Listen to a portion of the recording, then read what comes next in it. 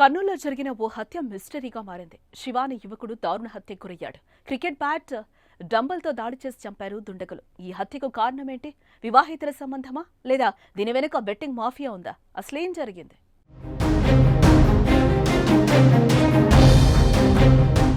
తాంద్రపాడుకు చెందిన శివ 2011లో ప్రకాశం జిల్లా గిద్దలూరుకు చెందిన యువతితో వివాహం కాగా 3 ఏళ్లకే విడిపోయాడు. చెడు అలవాట్లు, జూదానికి బానిసైన శివ అప్పుల పాలై ఊరొదిలి కర్నూలుకు చేరాడు. తల్లి కూడా చనిపోవడంతో పూర్తిగా ఊరు ముఖం చూడకుండా నగరంలో నివాసముంటున్నాడు. అప్పుడప్పుడు అన్నా వదినలను కలిసేవాడు. కొన్నేళ్ల నుంచి పాత బస్తీలోని గడియారం ఆసుపత్రి వెనుక ఉండే వర్మ కాంపౌండ్ ఎకరం ఖాళీ స్థలానికి సెక్యూరిటీగా పనికి కుదిరాడు. స్థలంలోనే ఓ మూలన గుడిసె వేసుకుని ఒంటరి జీవితం గడిపేవాడు.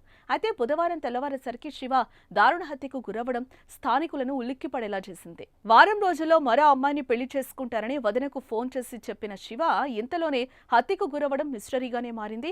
శివను హత్య చేసిన నిందితులను గుర్తించాలని అతడి అన్నయ్య, వదిన కోరుతున్నారు.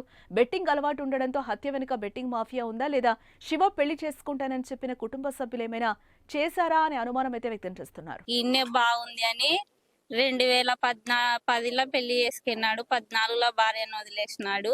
ఇంకా అప్పటి నుంచి ఇక్కడనే ఉన్నాడు. వాళ్ళమ్మ చనిపోయినా గానీ మేము ఊరికి రా అంటే కూడా వస్తలేడు. రా అంటే వాళ్ళ పెళ్లి చేసుకుంటా అన్నాడు. వారం కిందట ఫోన్ చేసి వదిన పెళ్లి చేసుకుంటా అని. వాళ్ళన్న కూడా వద్దురా, వాళ్ళ నాన్న ఒప్పుకోకుంటే వద్దు, మన కులం ఇంటి అమ్మాయిని చేస్తా, ఈయన్నే ఉండు, ఇంటికి రా అని చెప్పినాము. నేను నా పాపని చేసుకుంటా అన్నాడు. అంతలోపే రేపు 15వ తేదీ కల్లా పెళ్లి చేసుకుంటా అన్నాడు. అంతలోపే ఇట్టయినాడు అన్న. ఇంకా అమ్మాయి మేము చూసలేము. మాకు ఒక ఫోన్ చేసి ఇట్లా చేసుకుంటా వదినే అన్నాడు. అంతేగాని వాళ్ళన్నకు కూడా చెప్పలేదు, నాకే చెప్పినాడు. హతుడి అన్న మురళి ఫిర్యాదు మేరకు కర్నూలు 1వ పట్టణ పోలీసులు కేసు నమోదు చేసుకుని దర్యాప్తు చేస్తున్నారు.